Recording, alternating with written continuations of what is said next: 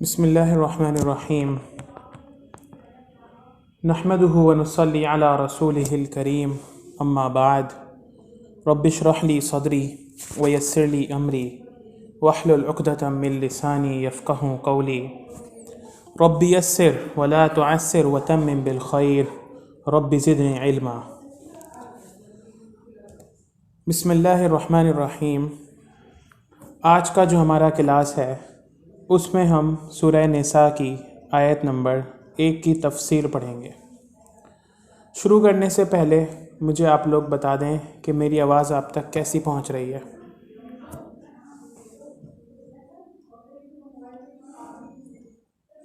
ٹھیک ہے، تو دیکھیے سورہ نساء کے بارے میں تھوڑی بہت باتیں کل ہم نے جانی تھیں۔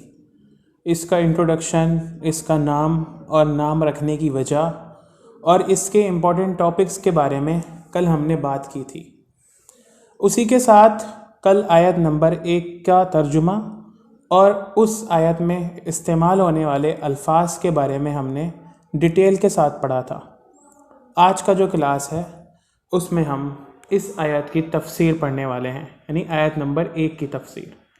اب آپ کو لگ رہا ہوگا کہ پورا 1 گھنٹہ جو ہم صرف ایک آیت کی تفسیر پڑھنے والے ہیں، یہ کچھ زیادہ ہی تو نہیں ہو گیا، یا یہ 1 گھنٹہ ایک آیت کے لیے بہت زیادہ تو نہیں ہے؟ تو دیکھیے حقیقت میں ایسا بالکل بھی نہیں ہے، بلکہ یہ ایک اتنی اہم آیت ہے، اتنی امپورٹنٹ آیت ہے، اتنی چیزیں اس میں اللہ تعالیٰ نے رکھ دی ہیں، اتنی باتیں اس کے اندر اللہ تعالیٰ نے رکھ دی ہیں کہ ختم ہو جائے گا 1 گھنٹہ کیا پوری رات بھی، اور اس آیت سے ملنے والے سبق ختم نہیں ہوں گے۔ بہت امپورٹنٹ باتیں ہیں، دھیان سے آپ لوگ اس کو سنیے گا اور اپنی عقل کا بھی استعمال کریے گا، سوچئے گا کہ اللہ تعالیٰ نے اس ایک آیت میں کیا کیا باتیں ہمیں بتائی ہیں۔ تو شروع کرتے ہیں۔ اعوذ باللہ من الشیطان الرجیم، بسم اللہ الرحمن الرحیم۔ یا ایہا الناس اتقوا ربکم الذی خلقکم من نفس واحدہ۔ یا ایہا الناس اتقوا ربکم، اے انسانوں، اے لوگوں، تقوی اختیار کرو یا ڈرو اپنے رب سے۔ الذی خلقکم من نفس واحدہ، جس نے تمہیں پیدا کیا ایک جان سے۔ تو اب دیکھیے آیت کے ابتدا میں ہی تقوی اختیار کرنے کا حکم دیا جا رہا ہے، اور تقوی کے معنی ہوتے ہیں نافرمانی سے بچنا، تقوی کے معنی ہوتے ہیں کسی کا لحاظ رکھنا، تقوی کے معنی ہوتے ہیں اپنی زندگی کے بارے میں سنجیدہ ہو جانا۔ یہ سب وہ معنی ہیں تقوی کے جو قرآن ہی سے ہمیں ملتے ہیں، قرآن میں ہی استعمال کیے گئے ہیں۔ اگر آپ کو یاد ہو پچھلی والی صورت، تو اس کی جو آخری آیت تھی اس کا بھی اختتام تقوی پر ہوا تھا۔ فرمایا تھا اللہ تعالیٰ نے سورہ آل عمران کی آخری آیت میں کہ یا ایھا الذین آمنوا اصبروا وصابروا ورابطوا واتقوا اللہ، کہ اے وہ لوگوں جو ایمان لائے ہو، صبر کرو اور صبر کرنے میں ایک دوسرے سے آگے بڑھو، ورابطوا، اور جم جاؤ حق کے راستے پر، تیاری اپنی تیار رکھو، اور پھر فرمایا تھا واتقوا اللہ، اللہ کا تقوی اختیار کرو۔ تقوی سے اختتام پچھلی صورت کا ہوا اور تقوی سے ابتدا اس صورت کی ہوئی۔ فرق صرف اتنا ہے کہ وہاں خطاب یا ایھا الذین آمنوا کر کے تھا اور یہاں خطاب یا ایھا الناس کر کے ہے۔ ٹھیک ہے، آگے اللہ تعالیٰ نے فرمایا الذی خلقکم من نفس واحدہ وخلق منہا زوجہا، کہ اللہ وہ ہے جس نے تمہیں ایک جان سے پیدا کیا اور اسی جان سے اس نے اس کا جوڑا یعنی اس کی بیوی کو بنایا۔ اشارہ یہاں سورہ بقرہ کے اس واقعے کی طرف ہے جہاں اللہ تعالیٰ نے آدم علیہ السلام کی پیدائش کا ذکر فرمایا ہے۔ آدم علیہ السلام کو اللہ تعالیٰ نے زمین پر بسانے کے لیے پیدا کیا تھا، اور ان کی جو پیدائش کا مٹیریل اللہ تعالیٰ نے چنا وہ بھی اسی زمین سے منگوایا گیا تھا، یعنی کہ مٹی سے ان کو پیدا کیا۔ پورا واقعہ اور ڈیٹیل سورہ اعراف میں جو کہ آگے آئے گی، اور سورہ بقرہ میں جو پیچھے گزر چکی ہے تفصیل کے ساتھ وہاں موجود ہے کہ اللہ تعالیٰ نے فرشتوں کے سامنے کہا کہ میں ایک ایسی مخلوق کو پیدا کرنے جا رہا ہوں جو زمین میں جا کر میری نمائندگی کرے گی، جو زمین میں میرا وائس رائے ہوگا، جو زمین میں میرے نظام کو، میرے بتائے ہوئے طریقے کو قائم کرنے کی کوشش کرے گا۔ اور اس کے لیے اللہ تعالیٰ نے آدم علیہ السلام کو اپنے ہاتھ سے بنایا، خود ان کو شیپ دیا، اور پھر اس کے بعد وَنَفَخْتُ فِيهِ مِن رُوحِي، پھونک دی میں نے اس میں اپنی روح۔ اس طرح سے وجود میں آئے دنیا کا سب سے پہلا انسان حضرت آدم علیہ السلام، اور پھر انہی کی اندر سے، انہی کی پسلی سے کہا جاتا ہے کہ اللہ تعالیٰ نے ان کی بیوی حضرت حوا کو پیدا فرمایا۔ تو اسی واقعے کی طرف، اسی پیدائش کی طرف یہاں اشارہ کیا جا رہا ہے کہ خلقکم من نفس واحدہ، اس نے تمہیں پیدا کیا ایک جان سے یعنی آدم علیہ السلام سے، وخلق منہا زوجہا، اور اسی جان سے اس نے پیدا کیا اس کے جوڑے یعنی اس کی بیوی کو، حضرت حوا کو۔ اس کے بعد کیا ہوا؟ وَبَثَّ مِنْهُمَا رِجَالًا كَثِيرًا وَنِسَاءً، اور ان دونوں سے بہت سارے مرد اور عورتوں کو بکھیر دیا، پھیلا دیا۔ بسا کا لفظ یہاں کافی قابل توجہ ہے کہ اس لفظ نے ہمیں بہت ساری چیزیں بتائی ہیں۔ بسا کے معنی جیسے کہ کل ہم نے ڈیٹیل کے ساتھ پڑھے تھے کہ اس کے معنی ہوتے ہیں کسی چیز کو پھیلا کر بکھیر دینا، کسی چیز کو دور تک پھیلا دینا۔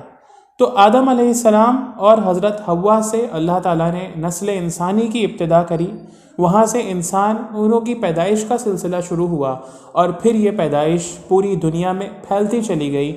نتیجہ یہ ہوا جو کہ آج ہمارے سامنے ہے کہ دنیا میں لوگ بہت ساری جگہوں پر پوری دنیا میں ہی آباد ہو گئے ہیں۔ تو گویا کہ یہ دنیا میں لوگوں کا الگ الگ جگہ پر آباد ہونا اللہ تعالیٰ کی ہی اسی پلاننگ کا حصہ ہے جس پلاننگ سے اللہ تعالیٰ نے آدم علیہ السلام کو پیدا فرمایا تھا۔ وَبَثَّ مِنْهُمَا رِجَالًا كَثِيرًا وَنِسَاءً، اور پھیلا دیا ان دونوں سے بہت سارے مرد اور بہت ساری عورتوں کو۔ آگے فرمایا وَاتَّقُوا اللَّهَ، تقوی اختیار کرو اللہ کا۔ دوبارہ یہاں تقوی کی بات ہو رہی ہے، دوبارہ سے یہاں اللہ سے ڈرنے کا، اللہ کا لحاظ کرنے کا حکم دیا جا رہا ہے۔ اس سے ہمیں تقوی کی امپورٹنس پتہ چلتی ہے۔ آگے کلاس میں ہم اس کے بارے میں بات کریں گے، آج کے کلاس میں ہی آگے تقوی کی امپورٹنس کے بارے میں مزید بات کریں گے۔ الذی تساءلون بہ، وہ اللہ جس کے نام پر تم ایک دوسرے سے سوال کرتے ہو، جس کے نام پر تم ایک دوسرے سے مانگتے ہو۔ دیکھیے ہم آپس میں انسان جب ایک دوسرے سے کسی چیز کا سوال کرتے ہیں تو عام طور پر اللہ کا حوالہ دیتے ہیں کہ خدا کے لیے ہمیں یہ دے دو، یا خاص طور پر جو اس صورت کا بیک گراؤنڈ ہے کہ اس میں فیملی سسٹم کو ڈسکس کیا گیا ہے، تو اس بنیاد پر اللہ تعالیٰ سے لوگ ایک دوسرے سے اپنے حقوق کا سوال کرتے ہیں۔ کوئی بھی فیملی، کوئی بھی سوسائٹی جہاں پر آپس میں لوگ ایک دوسرے سے انٹریکٹ کرتے ہوں تو ایک دوسرے کے اوپر انسانوں کے حقوق بھی ہوتے ہیں، کچھ رائٹس بھی ہوتے ہیں جو انسانوں کے ایک دوسرے کے اوپر ہوتے ہیں۔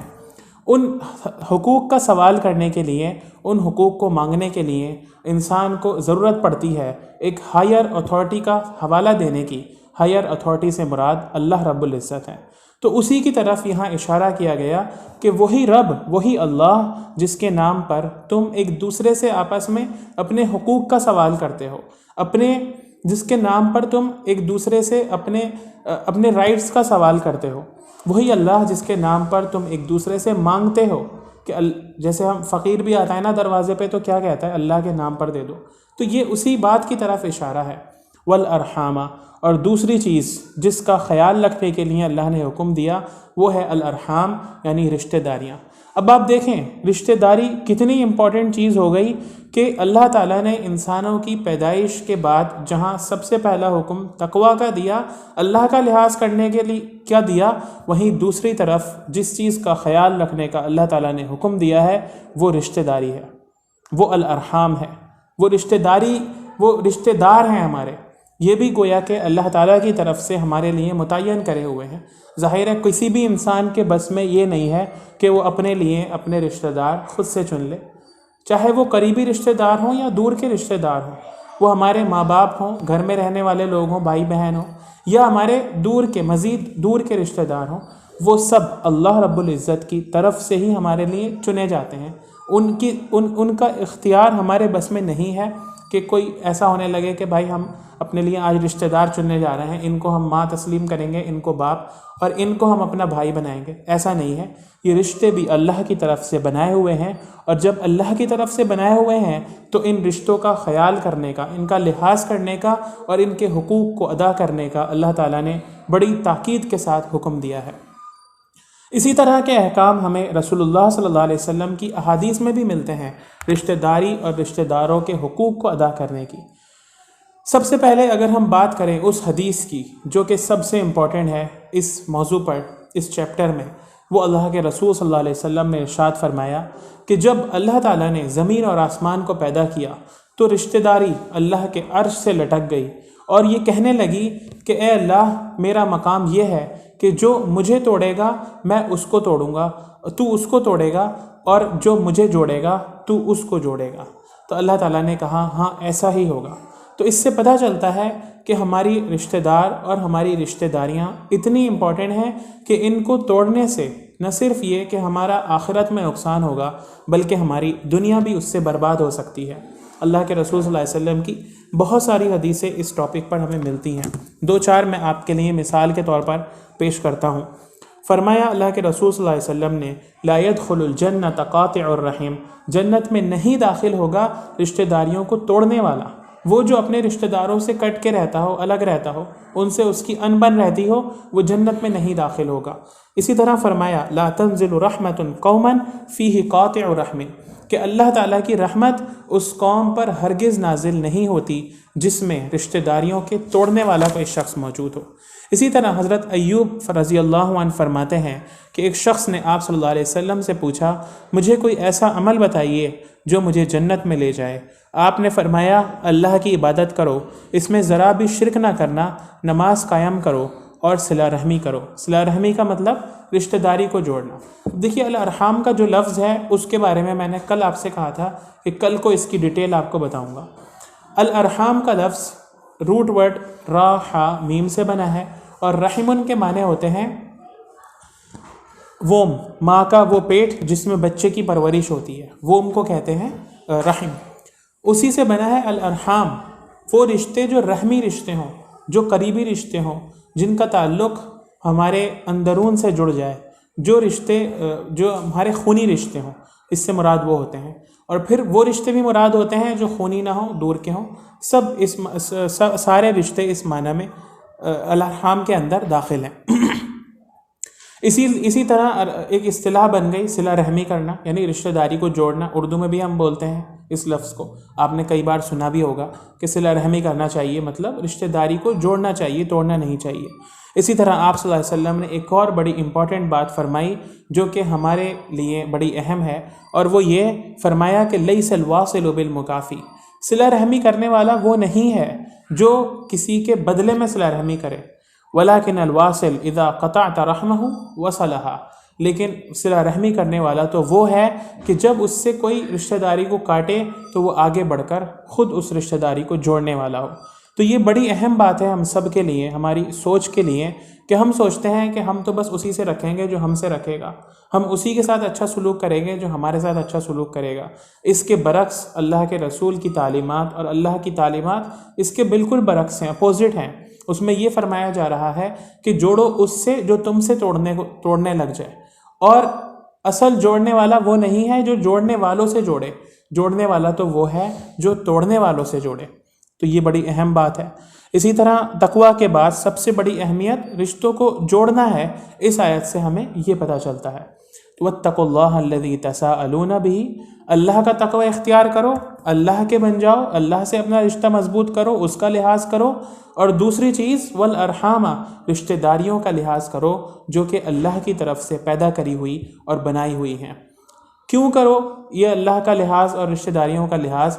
اس لیے کہ ان اللہ کان علیکم رقیبا، بے شک اللہ تعالیٰ تمہاری نگرانی بڑے غور کے ساتھ کر رہا ہے، وہ تمہارے اوپر نگراں ہے، وہ دیکھ رہا ہے کہ تمہاری طرف سے دوسروں کے لیے کیا بھلائی ہو رہی ہے، تم دوسروں کے ساتھ کیسا سلوک کر رہے ہو.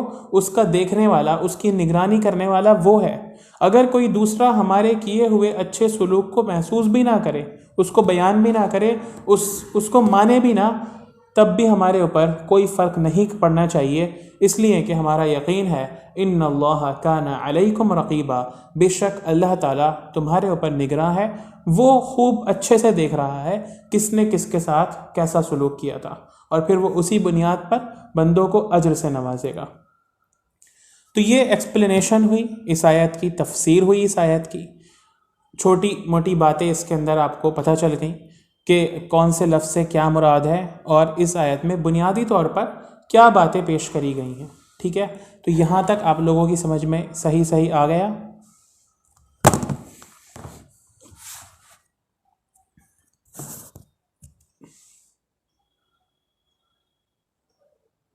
جی، میں اب اسی کی طرف بڑھ رہا ہوں کہ اس میں اور کون سی اہم باتیں چھپی ہوئی ہیں اس آیت میں۔ ٹھیک ہے، تو چلیے اب آگے بڑھتے ہیں۔ دیکھیے، سب سے پہلی بات جو کہ اس آیت کے سب سے پہلے لفظ سے ظاہر ہے، کیا ہے پہلا لفظ؟ یا ایھا الناس، اے انسانوں، اے لوگوں۔ اس سے ہمیں کیا پتہ چلتا ہے؟ اس سے ہمیں کیا معلوم ہوتا ہے؟ کیا چیز شو کرتی ہے یہ آیت، یہ لفظ یا ایھا الناس؟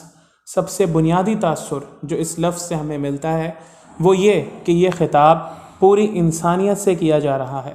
یہ او مین کائنڈ کر کے خطاب ہے، یہ کسی خاص طبقے سے خطاب نہیں، کسی خاص علاقے کے رہنے والوں سے خطاب نہیں، کسی خاص ریلیجن یا ریجن کے متعلق لوگوں سے یہ خطاب نہیں، بلکہ یہ خطاب پوری انسانیت سے ہے، دنیا کے سارے لوگوں سے ہے۔ اور دنیا میں جہاں جہاں بھی لوگ آباد ہیں، دنیا میں جہاں جہاں بھی لوگ رہتے ہیں، جس طرح کے بھی لوگ رہتے ہیں، کالے ہوں، گورے ہوں، سفید چمڑی والے ہوں، یا سرخ یا کالی چمڑی والے ہوں، یا دنیا کے کسی بھی مذہب کو وہ فالو کرنے والے ہوں، کسی بھی نظریے کو وہ فالو کرنے والے ہوں، یا دنیا میں کسی بھی تہذیب اور تمدن یا کسی بھی کلچر سے ان کا تعلق ہو، ان سب کے لیے اللہ رب العزت کا خطاب یا ایھا الناس سے ہوتا ہے۔ اس سے ہمیں ایک اور امپورٹنٹ بات جو پتہ چلتی ہے وہ یہ کہ قرآن کریم صرف مسلمانوں کی کتاب نہیں ہے جیسا کہ ہم نے اس کو سمجھ لیا ہے یا بنا لیا ہے، بلکہ یہ کتاب ساری انسانیت کے لیے ہے، پوری ہیومن بینگ اور مین کائنڈ کے لیے ہے، کیونکہ اس میں جگہ جگہ پر اللہ تعالیٰ یا ایھا الناس کر کے خطاب کرتے ہیں، دنیا کے سب انسانوں کو خطاب کرتے ہیں۔ خطاب کر کے آگے کیا فرمایا گیا؟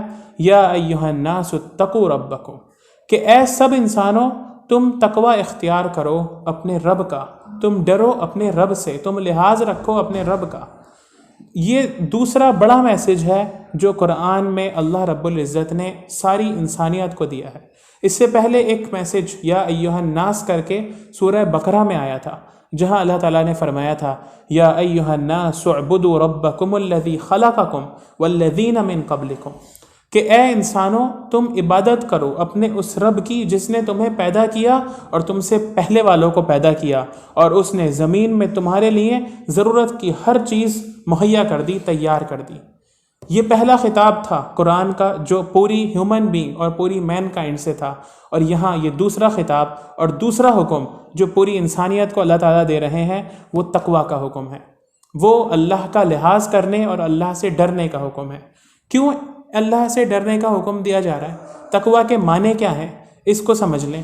ہمارے نزدیک جو تقوی کے معنی ہوتے ہیں، یا ہم تقوی جس چیز کو سمجھتے ہیں وہ بہت بنیادی سا یا بہت محدود سا تصور ہے، وہ ایک لمیٹڈ تصور ہے تقوی کا جو ہم سمجھتے ہیں۔ ہم سمجھتے ہیں کہ ایک مسلمان جب اللہ کی بات مانے گا یا اللہ کی نافرمانیوں سے بچے گا یا اس کے دل میں اللہ تعالیٰ کی پکڑ کا ڈر ہوگا تو اسی کو تقوی کہتے ہیں، اس کو بھی تقوی کہتے ہیں۔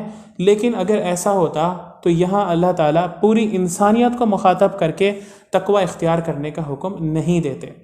پوری انسانیت جس میں ہر مذہب کے ماننے والے، ہر علاقے کے رہنے والے، ہر جگہ پر پائے جانے والے لوگ موجود ہیں، ان سب کو مخاطب کر کے اللہ تعالیٰ تقوی کا حکم دے رہے ہیں۔ اس کا مطلب یہ ہوا کہ تقوی صرف مسلمانوں کے لیے ضروری نہیں، تقوی صرف ایمان لانے والوں کے لیے ضروری نہیں، بلکہ تقوی ایک ایسی صفت ہے، ایک ایسی چیز ہے جس کی ضرورت ساری انسانیت کو ہے، جس کو ہر انسان کو اختیار کرنا چاہیے۔ اب کیا ہے وہ ضرورت؟ اور اس کے بعد دیکھیے ایک اور اہم بات جو اس آیت میں بتائی گئی ہے، وہ اللہ تعالیٰ کا تعارف کرتے ہوئے خود اللہ تعالیٰ نے اپنا تعارف کیا اور اپنی سب سے پہلی صفت جو اس صورت میں بتائی وہ ہے الذی خلقکم من نفس واحدہ، کہ اللہ وہ ہے جس نے تمہیں ایک نفس سے، ایک جان سے پیدا فرمایا. ٹھیک ہے، تو اللہ وہ ہے جس نے ساری انسانیت کو من نفس واحدۃ، ایک جان سے پیدا فرمایا. وخلق منہا زوجہا، اور اسی جان سے اللہ نے اس کی بیوی یعنی ان کے جوڑے کو پیدا فرمایا. وبث منہما رجالا کثیرا ونساء، اور پھر پھیلا دیا ان دونوں سے بہت سارے مرد اور عورتوں کو. تو اس بات میں، آیت کے اس ٹکڑے میں اللہ تعالیٰ نے انسانی آبادی یا نوع انسانی کی ابتدا کا ذکر فرمایا ہے کہ انسانیت کی ابتدا کہاں سے ہوئی تھی، کہاں سے انسانوں کو پیدا کیا گیا تھا، اوریجن آف مین کائنڈ کیا تھی. وہیں دوسری طرف اس آیت سے ہم ایکسپوز کریں گے تھیوری آف ایولیوشن کو، جو کہ چارلس ڈارون کی تھیوری ہے اور بڑی مشہور تھیوری ہے. کیا ہے وہ تھیوری؟ جن لوگوں کو اس کے بارے میں نہیں پتہ ان کو مختصراً میں بتا دوں. ٹھیک ہے، کہ تھیوری آف ایولیوشن ایک سائنٹیفک تھیوری ہے جس کو چارلس ڈارون نے اپنی کتاب دا اوریجن آف اسپیشیز میں 19 سینچری میں لکھا تھا، اور اس تھیوری کو اس کتاب میں ہی پیش کیا تھا. اور یہ تھیوری آج پوری دنیا میں بہت پاپولر ہے، بہت عام ہے. ساری دنیا کے جتنے بھی میڈیکل انسٹیٹیوشنز ہیں، میڈیکل کالجز ہیں، یا آپ لوگوں میں سے بھی جس نے اسکول میں بایولوجی پڑھی ہوگی، اس تھیوری کے بارے میں کچھ نہ کچھ تو ضرور پڑھا ہوگا. اس تھیوری کے اکارڈنگ دنیا کی ساری جو لیونگ کریچرز ہیں، دنیا میں جتنی زندہ مخلوقات ہیں، وہ سب ایک ہی کامن اینسسٹر سے آئی ہیں، ایک ہی گویا کہ جان سے آئی ہیں، ایک ہی کریچر سے وہ بنی ہیں، یعنی انہی سے ایولیوٹ ہوئی ہیں، انہی سے جو ہے وہ ارتقاء کی منزل کو طے کرتے ہوئے یہاں تک پہنچی ہیں. اس کو آسان زبان میں اگر سمجھیں تو ڈارون یہ کہنا چاہتا ہے کہ دنیا کی ساری زندہ مخلوقات کبھی ایک ہی جان تھیں، وقت گزرنے کے ساتھ ان میں تبدیلیاں ہوئیں اور مخلوقات کی الگ الگ قسمیں وجود میں آ گئیں. اس سے آگے بڑھ کر وہ یہ کہتا ہے کہ انسانوں کے جو پوروج تھے یا ہمارے جو اینسسٹرز تھے، وہ کبھی بندر یا چمپینزی ہوں گے یا انہی کی جیسی کوئی مخلوق ہوگی جو وقت کے ساتھ ایولیوٹ کر کے انسانی شکل میں، اور اس کے بارے میں پھر اس نے اس کتاب میں بہت ساری دلیلیں دی ہیں، بہت سارے ایویڈنس جو ہیں اس میں شو کیے ہیں.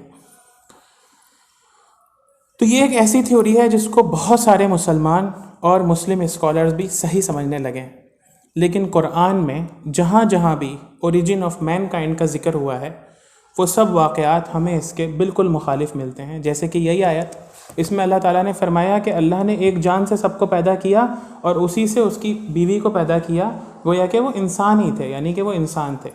قرآن میں اللہ تعالیٰ نے فرمایا ہے، یہ تو ہوئی ڈارون کی تھیوری، انسانیت کی ابتدا کہاں سے ہوئی یہ ڈارون نے بتایا. قرآن میں اللہ تعالیٰ نے ہمیں بتایا کہ ہم نے آدم علیہ السلام کو مٹی سے بنایا ہے اور پھر اس میں اپنی روح پھونکی ہے، اور پھر ان کی پسلی سے حضرت حوا کو بنایا ہے، اور پھر ان دونوں سے پوری نوع انسانی کو، پوری مین کائنڈ کو پھیلایا ہے. قرآن کی اس حقیقت بیانی کے بعد ہم پر یہ بات واضح ہوتی ہے کہ یہ تھیوری بالکل بھی درست نہیں ہے، غلط ہے. چارلس ڈارون کی اس تھیوری کو ماننے والے چونکہ حقیقت کا علم نہیں رکھتے، چونکہ وہ سچ بات نہیں جانتے، کیونکہ وہ ریئلٹی سے واقف نہیں ہے، اس لیے وہ اندھیرے میں روشنی کی ایک کرن اسی تھیوری کو سمجھتے ہیں اور اسی کو سچ مان بیٹھتے ہیں. حالانکہ انہوں نے اگر عقل سے بھی کام لیا ہوتا تو ان کو پتہ چلتا کہ اس تھیوری کے اگینسٹ بہت سارے لاجیکل اور ہسٹوریکل آرگیومنٹس ہیں جو اس تھیوری کو بالکل کنڈیم کر دیتے ہیں. ٹھیک ہے، تو یہ ہوئی بنیادی بات، جو کہ فرق ہمارے سامنے واضح ہو گیا اس تھیوری کا اور قرآن کی بتائی ہوئی ریئلٹی کا. اب دیکھیے کچھ ایویڈنسز اور کچھ ثبوت اپنی عقل سے سوچ کے میں نے، حالانکہ بہت سارے جوابات اس کے اپوزٹ دیے گئے ہیں. خود چارلس ڈارون کا یہ کہنا ہے اپنی اسی کتاب میں کہ میں نہیں مانتا کہ میری یہ تھیوری جو ہے وہ بالکل صحیح ہے، بالکل درست ہے، لیکن ہاں اس سے مجھے انسانوں کی حقیقت کو سمجھنے کا ایک جواب مل گیا. ٹھیک ہے، تو یہ خود اس کا کہنا ہے اور بہت سارے لوگوں نے اس کے بعد. لیکن کچھ اور جواب جو آج میں آپ کو دینا چاہتا ہوں شاید وہ آپ کو کہیں اور نہیں ملیں، کیونکہ وہ خود ہی جو ہے کچھ اس میں سے جو ہے وہ ذہن میں آئے ہیں. لہذا اس کی روشنی میں ہم اپنے ایمان کی روشنی میں اور قرآن کی اپنی تعلیمات کی روشنی میں اس کو مزید ایگزامن کریں گے، اس کو جانچیں گے۔ دیکھیے، سب سے پہلا اور بنیادی آرگیومنٹ جو اس تھیوری کے خلاف ہمارے سامنے آتا ہے وہ یہ ہے کہ یہ صرف ایک تھیوری ہے، اور تھیوری نظریے کو کہتے ہیں، ایک سوچنے کے انداز کو کہتے ہیں۔ اور تھیوری کے بارے میں ایک بات جو سب سے اہم ہے، جو اس کو سب لوگ دنیا کے مانتے ہیں، وہ یہ کہ theory can never be like reality. کوئی بھی تھیوری جو ہے وہ حقیقت کی طرح نہیں ہو سکتی، وہ فیکٹ کی طرح نہیں ہو سکتی، وہ حقیقت پر مبنی نہیں ہو سکتی۔ وقت کے ساتھ وہ بدلتی ہے، نئے ثبوت، نئے گواہ اور نئے ایویڈنس جب سامنے آتے ہیں تو وہ چینج ہو جاتی ہے۔ یہ کبھی بھی حقیقت کے برابر نہیں ہو سکتی۔ اور ایز اے مسلم ہمارا یہ یقین ہے کہ اللہ تعالی ہم سب کا مالک اور خالق ہے، وہ ہمیشہ سے ہے اور ہمیشہ رہنے والا ہے، وہ سارے انسانوں کو پیدا کرنے والا ہے۔ قرآن اس کی کتاب اور اس کا کلام ہے، اور اس نے قرآن میں نوع انسانی کے آغاز کے بارے میں، اوریجن آف مین کائنڈ کے بارے میں ایک حقیقت سے ہم کو آشنا کیا ہے، اور نہ صرف قرآن میں بلکہ گزشتہ آسمانی کتابوں میں بھی۔ لہذا ہم سب کو یہ پتہ ہونا چاہیے کہ ہمارے اینسیسٹرز جو ہیں وہ کوئی بندر یا اس کی جیسی کوئی مخلوق نہیں تھے، بلکہ وہ انسان ہی تھے، اور پہلے انسان اللہ کے نبی حضرت آدم علیہ السلام تھے۔ تو یہ قرآن ہمیں بتاتا ہے، قرآن کی روشنی میں یہ بات ہمیں پتہ چلتی ہے، اور قرآن سے زیادہ سچی بات کسی کی نہیں ہو سکتی، کیونکہ یہ ہمارے اس خالق کا کلام ہے، اس پیدا کرنے والے کا کلام ہے جس نے ہم سب کو بنایا ہے۔ تو ہم سب کی بناوٹ سے اور ہم سب کے بننے کے پروسیس سے اس سے زیادہ بہتر کون واقف ہو سکتا ہے؟ یہ تو ہو گیا اس کا سب سے پہلا بنیادی اور ایمانی جواب جو ہر مومن اور ایمان والے شخص کو پتہ ہونا چاہیے۔ دوسری بات جو کہ ایک لاجیکل آرگیومنٹ ہے اس تھیوری کے خلاف، جو کہ اس تھیوری کو جھوٹا بناتا ہے، وہ یہ کہ اگر ہم اس تھیوری میں بلیو کریں تو ہمیں یہ ماننا ہوگا کہ ہمارے جو پوروج تھے، ہمارے جو اینسیسٹرز تھے، ہمارے جو پہلے کے لوگ تھے جہاں سے ہم آئے ہیں، وہ انسان نہیں تھے، وہ کوئی جانور تھے یا جانور جیسے کوئی تھے۔ اور پھر دوسری بات جو ہمیں یہ ماننا پڑے گی وہ یہ کہ وہ کپڑے بھی نہیں پہنتے تھے، کیونکہ ہم دیکھتے ہیں کہ دنیا میں کوئی بھی جانور کپڑے نہیں پہنتا۔ لیکن اللہ تعالیٰ نے جہاں انسانوں کو پیدا کر کے انسانوں کی پیدائش کا ذکر فرمایا، وہیں اللہ تعالیٰ نے سورہ اعراف میں فرما دیا، یا بنی آدم قد انزلنا علیکم لباسا یواری سوآتکم وریشا، کہ اے بنی آدم، ہم نے تمہاری پیدائش کے ساتھ ہی تمہارے لیے لباس بھی اتار دیا تاکہ تم اپنے جسم کے پوشیدہ حصوں کو چھپا سکو۔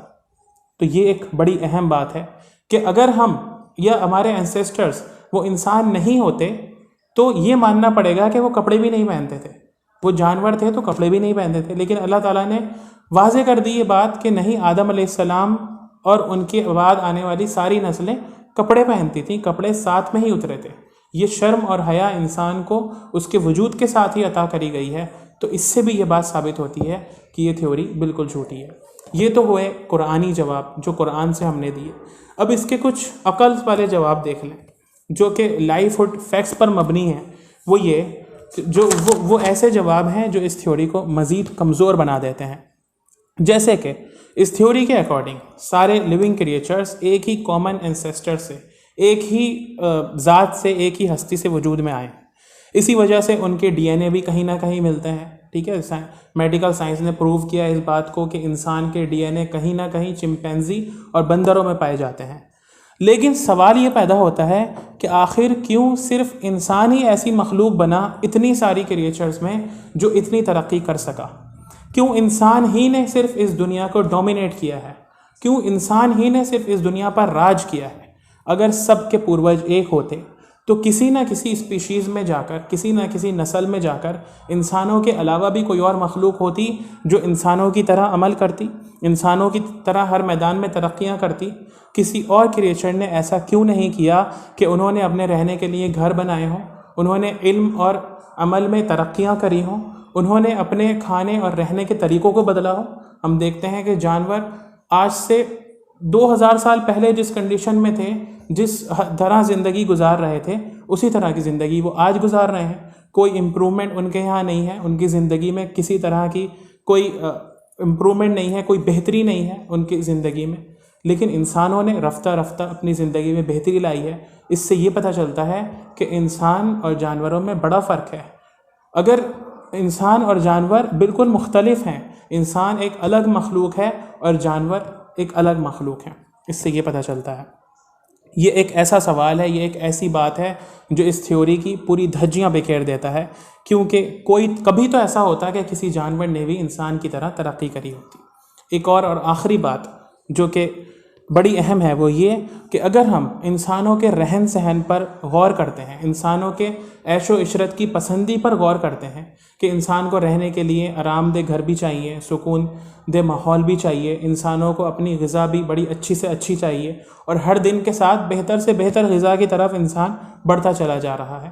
ان سب چیزوں پر اگر ہم غور کرتے ہیں تو ایک چیز جس کی جو بات پروو ہوتی ہے اس سے وہ یہ کہ انسان اس زمین کی مخلوق اصل میں ہے ہی نہیں، کیونکہ اس زمین کی مخلوقات کو اگر ہم دیکھیں، زمین کی کریچرز کو اگر ہم دیکھیں، زمین میں رہنے والے جانوروں اور زمین کی اصل پانے والے جانوروں پر اگر ہم غور کریں تو پتہ چلتا ہے کہ ان سب جانوروں کو اپنی زندگی گزارنے کے لیے زمین کے ماحول سے الگ کوئی ماحول بنانے کی ضرورت نہیں ہے۔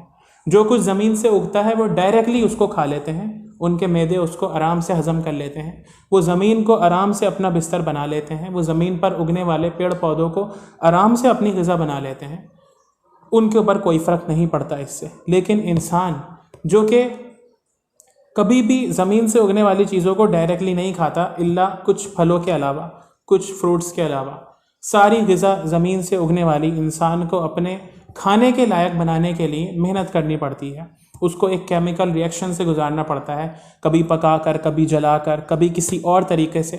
تو اس سے یہ پتہ چلتا ہے کہ انسان اصل میں اس زمین کی مخلوق ہے ہی نہیں، اور انسان کسی ایسی جگہ سے آئی ہوئی مخلوق ہے جہاں پر بڑا عیش تھا، بڑا آرام تھا، جہاں کا کھانا جو ہے بڑا ہلکا ہوا کرتا تھا، جہاں پہ جو ہے انسان اتنے زیادہ آرام میں تھا کہ اسی آرام کو حاصل کرنے کے لیے آج وہ لگژریس سے لگژریس لائف کی طرف بڑھتا چلا جا رہا ہے۔ تو اس سے اس بات کا ثبوت ہمیں ملتا ہے کہ انسان دراصل جنت سے آئی ہوئی مخلوق ہے، جو کہ وہاں اللہ تعالیٰ نے اس کی اصل کو وہاں رہائش دی، اور پھر اس کے بعد ایک امتحان سے گزارنے کے لیے، زندگی کے ایک امتحان میں اس کو ڈالنے کے لیے اس زمین پر بھیجا ہے، اس زمین کی مخلوقات کے ساتھ۔ یہ ایک ایسی اہم بات ہے، یہ ایک ایسی مضبوط بات ہے جو کہ چارلس ڈارون کی اس تھیوری کو بالکل کنڈیم کر دیتی ہے، بالکل ختم کر دیتی ہے۔ تو ٹھیک ہے، ہو سکتا ہے آپ میں سے بہت سارے لوگوں کو یہ سب باتیں مکمل سمجھ میں نہیں آئی ہوں، میں نے بہت کوشش کری ہے اس کو آسان ترین الفاظ میں سمجھانے کی، لیکن پھر بھی ہو سکتا ہے کہ سمجھ میں نہیں آئی ہو۔ کوئی بات نہیں، صرف اتنا سمجھ لیں کہ قرآن ہمارے لیے سب سے بڑی رہنمائی اور سب سے زیادہ ماڈرن علم دینے والی کتاب ہے۔ دنیا کو اب تک جس فیکٹ کے بارے میں پتہ بھی نہیں ہے، دنیا اپنے سائنس اور علم اور ٹیکنالوجی کی بنیاد پر جس فیکٹ کو نہیں پا سکی، وہ فیکٹ ہمیں اللہ تعالیٰ نے قرآن کریم کی صورت میں بہت پہلے عطا فرما دیا تھا، بہت پہلے دے دیا تھا۔ اور وہ فیکٹ یہ ہے، وہ سب سے دنیا کا ماڈرن علم یہ ہے کہ قرآن نے ہمیں مین کائنڈ کی ابتدا کے بارے میں، زندگی کی ابتدا کے بارے میں ہمیں بہت پہلے خبر دے دی۔ یہ الگ بات کہ ہم اس سے ناواقف رہے۔ ٹھیک ہے، تو یہ بڑی اہم بات تھی جو اس آیت سے ہمیں پتہ چلی، اور اس آیت نے ہمیں یہ بات کلیئر کر دی۔ اب آگے چلتے ہیں۔ وَاتَّقُوا اللَّهَ الَّذِي تَسَاءَلُونَ بِهِ وَالْأَرْحَامَ۔ یہ دیکھیے اس آیت میں دوبارہ یہاں تقویٰ کا ذکر آ رہا ہے کہ تقویٰ اختیار کرو اللہ کا جس کے نام پر تم ایک دوسرے سے سوال کرتے ہو، والارحام، اور دوسری چیز رشتہ داریوں کا لحاظ کرو، رشتہ داریوں کا خیال کرو۔ ان اللہ کان علیکم رقیبا، بے شک اللہ تم سب پر رقیب ہے، تم سب پر نگراں ہے، محافظ ہے، خوب دیکھ رہا ہے، ایور واچفل ہے وہ۔ تو تقویٰ کی بات یہاں دوبارہ کر دی گئی اس آیت میں، تو اس سے ہمیں تقویٰ کی اہمیت کا اندازہ ہوتا ہے کہ تقویٰ اصل میں ہے کیا چیز۔ اب تقویٰ کو سمجھ لیں۔ شروع میں نے بتایا تھا کہ تقویٰ آپ کو سمجھاؤں گا آج۔ تقویٰ ایک ایسی صفت ہے انسان کی، انسان کے اندر کی، جو انسان کو موٹیویٹ کرتی ہے اور ڈرائیو کرتی ہے، ڈرائیونگ فورس ہے گویا کہ وہ ایک جو انسان کو عمل پر ابھارتی ہے۔ آپ دیکھیے انسان کو کسی بھی عمل کو کرنے کے لیے نا کوئی بھی چیز چاہیے، دو چیزوں میں سے کوئی ایک چیز چاہیے، یا تو انسان کو اس کا شوق ہو، یا پھر انسان کو کسی کا ڈر ہو۔ کوئی بھی کام یا کسی بھی چیز سے ہم کب بچتے ہیں؟ جب ہمیں کسی چیز کا خوف ہو، مثال کے طور پر خراب کھانا کھانے سے ہم کیوں بچتے ہیں؟ کیونکہ ہمیں اپنے بیمار ہونے کا خوف ہوتا ہے. یا اسی طرح کسی بھی چیز کو کرنے سے ہم کیوں ڈرتے ہیں؟ ہمیں اس میں نقصان کا اندیشہ ہوتا ہے. تو یہ نقصان اور یہ خوف یہ ایک ایسی چیز ہے جو انسان کو کوئی بھی کام کرنے، اگرچہ کہ اس کا دل ہی کیوں نہ چاہ رہا ہو، اگرچہ کہ وہ اندر سے خواہش کیوں نہیں ہو رہی ہو، کوئی بھی کام کو کرنے سے روک دیتی ہے. اسی طرح دوسری چیز انسان کا شوق ہے. کسی چیز میں جب شوق ہوتا ہے ہمارا تو ہم نہ چاہتے ہوئے بھی اس چیز کی طرف بڑھتے ہیں، اس چیز کو حاصل کرنے کی کوشش کرتے ہیں. ہمیں شوق ہے زیادہ سے زیادہ پیسہ کمانے کا، تو ہم باوجود اپنے اوپر مشقت کے زیادہ سے زیادہ کوشش کرتے ہیں پیسہ کمانے کی. ایک مثال دے رہا ہوں. تو اب انسان کو زندگی گزارنے کے لیے اللہ تعالیٰ نے ایک شریعت دی ہے، ایک قانون دیا ہے کہ تمہیں اس قانون کے مطابق اس دنیا میں رہنا ہے، اس قانون کے مطابق اس دھرتی پر زندگی گزارنی ہے. تو اب اس قانون پر عمل کروانے والی کیا چیز ہوگی؟ کوئی بھی قانون دنیا کا ہو تو اس پر بھی عمل کروانے والی کیا چیز ہوتی ہے؟ کسی کا خوف ہوتا ہے، کسی کا ڈنڈا ہوتا ہے جو انسان کو قانون پر عمل کرواتا ہے. اگر ہمیں یہ ڈر نہ ہو کہ ہماری چیکنگ ہوگی تو ہم کبھی بھی وہ ٹریفک کے اصول فالو نہ کریں. ٹھیک ہے، بسا اوقات ڈر سے ہم اس کو فالو کرتے ہیں. تو یہ ڈر یہ قانون پر عمل کرواتا ہے. تو اللہ تعالیٰ کا جو قانون ہے، اس نے جو بہت سارے قانون ہمارے لیے بنائے ہیں دنیا میں رہنے کے لیے، اس پر عمل کروانے والی، اس قانون کو فالو کروانے والی واحد چیز تقویٰ ہے. اور تقویٰ کا مطلب اللہ کا خوف. جب انسان کو یہ ڈر ہوگا، جب انسان کو یہ خیال ہوگا کہ اللہ تعالیٰ مجھے دیکھ رہا ہے اور کبھی ایک دن ایسا آنے والا ہے جب میری اس چیز پر پکڑ ہوگی، تو یہ ڈر اور یہ خوف اور یہ لحاظ انسان کو کسی بھی کام کو کرنے کے لیے ابھارے گا اور کسی بھی کام کو کرنے سے انسان کو روک دے گا. اور اللہ تعالیٰ کا تقویٰ، اللہ کا خوف ایک ایسی چیز ہے جو کہ انسان کے لیے ہر موقع پر، ہر جگہ پر برابر ہو سکتا ہے. ہر دنیا کے کسی بھی قانون کا کوئی خوف ہر انسان کے لیے برابر نہیں ہوتا. ہمیں اگر قانون سے ڈر ہے تو وہ لوگ جو خود قانون کے رکھوالے ہیں یا وہ لوگ جو معاشرے میں بڑے مانے جاتے ہیں، ان کو قانون کا کوئی خوف نہیں ہوتا، کیونکہ وہ دنیا کا قانون ہے، قانون تو ان کی جیب میں رہتا ہے. لیکن اللہ تعالیٰ کا جو قانون ہے، اللہ تعالیٰ کا خوف ہی ایک واحد ایسی چیز ہے جو اس قانون پر عمل کروا سکتی ہے. اور اللہ کا تقویٰ اور اللہ کا خوف ایک ایسی چیز ہے جو ہم سب کے لیے برابر ہے. ہر شخص کے لیے، وہ دنیا میں کتنا ہی بڑے سے بڑا کیوں نہ ہو جائے، اللہ پر اگر اس کا ایمان ہے تو وہ اللہ کی نافرمانی نہیں کر سکتا. اور یہ اللہ کی نافرمانی نہ کرنے کا جو لحاظ ہے، یہی انسان کو عمل کرواتا ہے اللہ کے قانون پر. تو اس لیے جب بھی کہیں قانون کی بات آتی ہے، قرآن میں قوانین کی بات شروع ہوتی ہے، شریعت کی بات شروع ہوتی ہے، تو وہاں زیادہ سے زیادہ تقویٰ پر زور دیا جاتا ہے. اس لیے کہ تقویٰ ہی وہ اندر کی ڈرائیونگ فورس ہے جو انسان کو اللہ تعالیٰ کے قانون پر عمل کرنے کی توفیق دیتا ہے، عمل کرنے پر ابھارتا ہے. دوسری بات اللہ تعالیٰ نے رشتہ داری کا خیال رکھنے کے لیے اس آیت میں کہا. اور جیسا کہ میں نے آپ کو کل بتایا تھا کہ یہ صورت فیملی سسٹم، گھریلو زندگی پر بات کرے گی. اور گھریلو زندگی کے لیے سب سے زیادہ ضروری ہے کہ رشتہ داریاں پامال نہ ہوتی ہوں. جو رشتے بن گئے ہیں خون کے رشتے، اور جو رشتے ہم خود بناتے ہیں، ہمارے سسرالی رشتے، وہ رشتے اگر پامال ہوتے ہیں کسی جگہ پر، وہ رشتوں کے حقوق اگر کہیں پر توڑے جاتے ہیں، تو یہ سب سے زیادہ بری چیز ہوتی ہے ایک فیملی کو تباہ کرنے کے لیے. اور ظاہر ہے فیملی تباہ ہوگی تو سوسائٹی تباہ ہوگی، اس لیے کہ فیملی سوسائٹی کا ایک رکن ہے، ایک ایلیمنٹ ہے، ایک لوور ایلیمنٹ ہے. کل بتایا تھا اس کے بارے میں. تو اس کے لیے اللہ تعالیٰ نے اس صورت کی پہلے ہی آیت میں رشتہ داریوں کے خیال رکھنے کا حکم دے دیا. اس لیے کہ جب آپس میں رشتہ داریوں کا لحاظ ہوگا، جب لوگ ایک دوسرے کی عزت کریں گے، ایک دوسرے سے رشتہ داری کو نبھائیں گے، تو وہی لوگ فیملی کو اچھے سے چلا سکتے ہیں، اور پھر وہی لوگ سوسائٹی میں اچھے طریقے سے زندگی گزار سکتے ہیں. اسی طرح اللہ نے جو آخری بات فرمائی، ان اللہ کان علیکم رقیبا، کہ اللہ تعالیٰ تمہارا رقیب ہے، تم پر نگراں ہے. تو فیملی سسٹم میں انسان کا کون رقیب ہوگا؟ ایک بند کمرے میں، ایک بند گھر میں، ایک الگ تھلگ زندگی میں ایک میاں ایک بیوی کے حقوق ادا کر رہا ہے یا نہیں؟ کون اس پر پکڑ کرے گا؟ کون اس پر نگراں ہوگا؟ کون اس کو دیکھنے والا ہوگا؟ قانون اللہ تعالیٰ کا، دنیا کا قانون، کوئی بھی قانون اس چیز پر پکڑ نہیں کر سکتا کہ ایک بند گھر میں ایک شوہر اپنی بیوی کے حقوق ادا کر رہا ہے یا نہیں.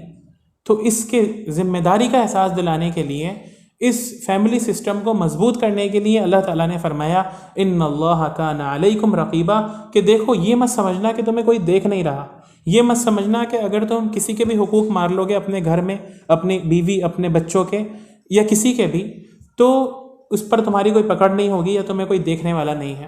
قانون کے ہاتھ سے دنیا کے اگر تم بچ بھی جاؤ، قانون کو اس کی خبر نہ بھی چلے، ان اللہ کان علیکم رقیبا، بے شک اللہ تعالیٰ اس پر خوب نظر رکھے ہوئے ہے، خوب دیکھنے والا ہے، اندر تک نیتوں تک کا حال وہ جاننے والا ہے، اس کی پکڑ سے کوئی بچنے والا نہیں ہو۔ ٹھیک ہے، تو یہ اس آیت کی مزید ڈیٹیل آپ کے سامنے آ گئی، بہت ساری چیزیں اور اس آیت سے آپ کے سامنے آ گئی۔ ایک اور امپورٹنٹ بات جو اس آیت کے بارے میں بتانی ہے وہ یہ کہ نکاح کے خطبے میں بھی یہ آیت پڑھی جاتی ہے۔ جب مسجد میں نکاح ہوتا ہے یا کہیں پر بھی نکاح ہوتا ہے تو سنت ہے، اللہ کے رسول صلی اللہ علیہ وسلم اس آیت کو نکاح کے خطبے میں پڑھا کرتے تھے، اور اس خطبے میں پڑھنے کی وجہ یہی ہے کہ نکاح جب ہو رہا ہے تو گویا کہ ایک فیملی کا قیام ہو رہا ہے، ایک جو انسٹیٹیوشن ہے اسلام کا، فیملی، اس کا قیام ہو رہا ہے، ایک معاہدہ ہو رہا ہے، ایک جو ہے دو لوگوں کے درمیان ایک عہد ہو رہا ہے۔ تو اس عہد میں سب سے بنیادی چیز اور سب سے ضروری چیز جو ہے وہ یہ کہ وہ دونوں لوگ اللہ کا تقوی اختیار کرنے والے ہوں، ان دونوں کے دل میں، ان دونوں خاندانوں کے دل میں بھی اور ان دونوں افراد کے دل میں بھی اللہ کا خوف ہو، اللہ کا ڈر ہو اس نکاح کے قائم ہونے کے وقت۔ اور دوسری بات یہ کہ ان کے دلوں میں رشتہ داریوں کا احساس ہو۔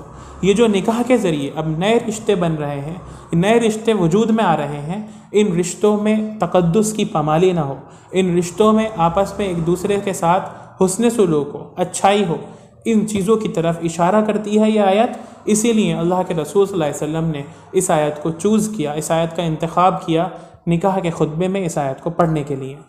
ٹھیک ہے، اب دیکھیے ایک آخری بات جو کہ بڑی اہم ہے اور جو اس آیت سے ہی ریلیٹڈ ہے، وہ یہ کہ اس آیت میں اگر کنکلوژن، خلاصے کے طور پر اس آیت سے ہمیں کیا پتہ چلا؟ دو حقیقتیں اس آیت میں بتائی گئیں۔ نمبر ایک کہ سب کا خالق ایک ہے، سب کا پیدا کرنے والا ایک ہے، ربکم، تمہارا رب، واتقوا اللہ، وہ اللہ۔ اور دوسری اہم بات جو اس آیت میں بتائی گئی وہ یہ کہ سب کے ماں باپ ایک ہیں۔ اللہ تعالیٰ نے سب کو ایک ماں اور ایک باپ سے پیدا فرمایا ہے، ٹھیک ہے، من نفس واحدہ وخلق منها زوجہا، پوری انسانیت کو اللہ تعالیٰ نے ایک باپ، ایک شخص سے پیدا کی، ایک ماں باپ سے پیدا فرمایا ہے، سب انہی کی طرف کہیں نہ کہیں جا کر جڑ جاتے ہیں۔ یہ دو ایسی حقیقت ہیں جو بظاہر دیکھنے میں چھوٹی نظر آتی ہوں، اس لیے کہ ہم لوگ اس کو مانتے ہیں تو ہمیں لگتا ہے کہ اس کی کوئی اہمیت نہیں ہے، لیکن دنیا جو کہ ان دونوں حقیقتوں کو بھلا چکی ہے، سرے سے یہ دونوں حقیقتیں ان کے ذہن سے مٹا دی گئی ہیں، محو کر دی گئی ہیں، بالکل ریموو کر دی گئی ہیں، ان کے لیے یہ ایک بہت بڑی بات ہے۔ آپ دیکھیے یہ دونوں ایسی ریئلٹیز ہیں، دونوں ایسی حقیقتیں ہیں جو دنیا کے ذہن و دماغ سے بالکل دور کر دی گئی ہیں۔ سب کا خالق ایک، دنیا نہیں مانتی اس بات کو، سب کے ماں باپ ایک، ڈارون کے نظریے نے، اس کی تھیوری نے اس تصور کو بھی مٹا دیا، اور اسی بنیاد پر، اسی وجہ سے، ان دونوں حقیقتوں کو نہ ماننے کی وجہ سے دنیا جو ہے اس وقت پورے طور پر تمدنی اور تہذیبی طور پر تہس نہس ہو گئی ہے۔ جب دنیا اپنے خالق کو بھولی، اپنے مالک کو بھولی، اس اللہ کو بھولی، اور پھر اپنی اصل کو بھی بھول گئی، وہ جہاں سے پیدا ہوئے ہیں انسان اس کو بھی بھول گئے، تو پھر دنیا عقائد کے اعتبار سے بھی بہت زیادہ نیچے چلی گئی، اور انسانوں کا انسانوں سے جو تعلق ہوتا ہے، اخلاقی تعلق، اس کی بنیاد پر بھی، اس میں بھی بہت نیچے اور بہت پیچھے چلی گئی۔ کیوں ہوا ایسا؟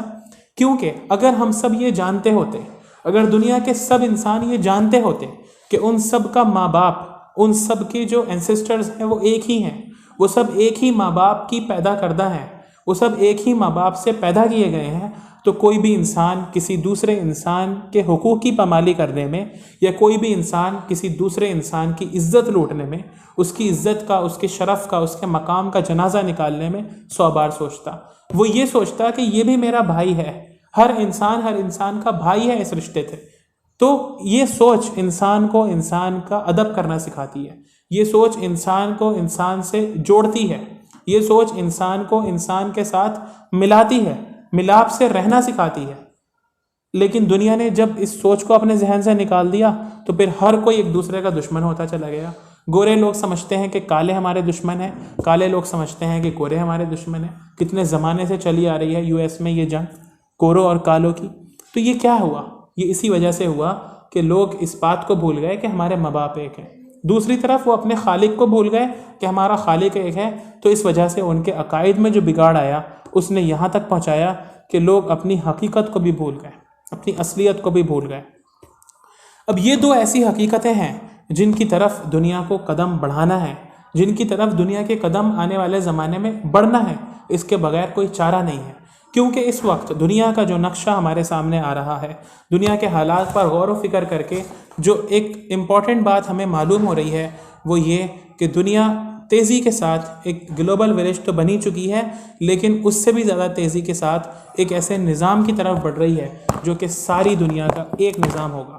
نیو ورلڈ آرڈر، جس کی بات بار بار کرتے ہیں یہ لوگ، اور جس کی بات صرف باہر کے لوگ نہیں ہمارے ملک میں بھی کری جانے لگی ہیں، الگ الگ نام سے ہی کیوں نہ کری جا رہی ہوں. لیکن نیو ورلڈ آرڈر تو ایک ایسی چیز ہے جو کہ آنا بہت قریب ہے اور بہت اہم ہے جس کا آنا، کیونکہ دنیا ایک گلوبل ولیج بن گئی. سب انسان دوسرے انسانوں سے اتنے زیادہ انٹریکٹ کرنے لگے کہ کبھی تاریخ میں ہسٹری میں ایسا نہیں ہوا تھا کہ انسانوں سے اتنی زیادہ قربت ہو. آن کی آن میں لوگ دنیا کے ایک حصے سے دوسرے حصہ تک پہنچ جاتے ہیں. تو اس کے لیے ضروری ہے، دنیا ایک ایسے نظام کے دہانے پر کھڑی ہوئی ہے جہاں پر پوری دنیا میں ایک گورنمنٹ، ایک حکومت اور ایک آرڈر کے تحت پوری دنیا چلے گی، اور اس کی طرف بڑی تیزی سے قدم بڑھ بھی گئے ہیں. بہت ساری چیزوں میں دنیا اسی وجہ سے جو ہے لیگ آف نیشنز وجود میں آئی تھی، اور اسی سوچ کو سامنے رکھتے ہوئے جو ہے یو این او وجود میں آئی ہے، جو دعویٰ کرتی ہے کہ ہم ساری دنیا میں عدل و انصاف کا قیام کریں گے. لیکن کوئی بھی کامیاب نہیں ہو پا رہا ہے، اس لیے کہ ان کے پاس ایک پلیٹ فارم پر جمع ہونے کی کوئی کامن چیز ہی نہیں ہے، کوئی کامن بات ہی نہیں ہے. یہ صرف اور صرف ایک کامن بات ہے جو اسلام ہمیں دیتا ہے کہ تم سب کے ماں باپ ایک ہیں. اور اسی حقیقت کو قطر نے پچھلے سال فیفا ورلڈ کپ کے دوران اس حقیقت کو واضح کرنے، اس حقیقت کو بتانے کی کوشش کری تھی دنیا کے سامنے، اس قرات کے ذریعے، اس جو پہلے پروگرام ہوا تھا اس پروگرام کے ذریعے، جس سے دنیا کے سامنے ایک میسج گیا تھا کہ اسلام ہمیں کیا میسج دیتا ہے.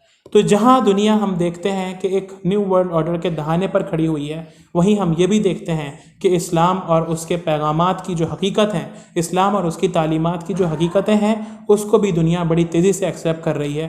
کوئی عجب نہیں اس بات میں، کوئی تعجب نہیں اس بات میں کہ آنے والا نیو ورلڈ آرڈر، جس کو بہت سارے لوگ یہ سمجھ رہے ہیں کہ اس کے بادشاہ ہم ہوں گے، کوئی عجب نہیں کہ وہ new world order Islamic new world order ہو. ٹھیک ہے، تو اس بات کی بھی ہم توقع کر سکتے ہیں، امید کر سکتے ہیں، کیونکہ اسلام ہی صرف ایک ایسا مذہب ہے جس کے پاس وہ واحد تعلیمات ہیں جو پوری دنیا کو ایک پلیٹ فارم پر جمع کر سکتی ہیں. اور وہ واحد تعلیم صرف یہی ہے کہ خلقکم من نفس واحدہ وخلق منہا زوجہ وبث منہما رجالا کثیرا ونساء، کہ ہم نے تم کو ایک جان سے پیدا کیا اور اسی جان سے اس کے جوڑے کو بنایا، اور پھر ان دونوں سے بہت سارے انسانوں، مردوں اور عورتوں کو پھیلا دیا. گویا کہ سب انسان اوپر جا کر ایک ہی کڑی میں جڑتے ہیں، اور جب ان کے ماں باپ ایک ہوں گے، جب ان کی کڑی ایک ہوگی، تو ظاہر ہے کہ ان کا خالق اور ان کا مالک بھی ایک ہوگا. جس دن دنیا نے اس حقیقت کو تسلیم کر لیا، اس حقیقت کو قبول کر لیا، اسی دن سے دنیا کی کایا پلٹ جائے گی، نقشہ بدل جائے گا. ٹھیک ہے، تو یہ آیت تھی، بڑی امپورٹنٹ آیت تھی، سورہ نساء کی پہلی آیت. الحمدللہ ہم نے وہ کمپلیٹ کر لی. بس یہیں پر ہی پھر ہم اپنے کلاس کو ختم کرتے ہیں. انشاءاللہ اگلے ہفتے بدھ کے دن اس کی اگلی آیات سے بات شروع کریں گے. سبحان اللہ و بحمدہ، سبحانک اللہم و بحمدک، نشہد ان لا الہ الا انت، نستغفرک و نتوب الیک. سبحان ربک رب العزت عما یصفون، وسلام علی المرسلین، والحمد للہ رب العالمین.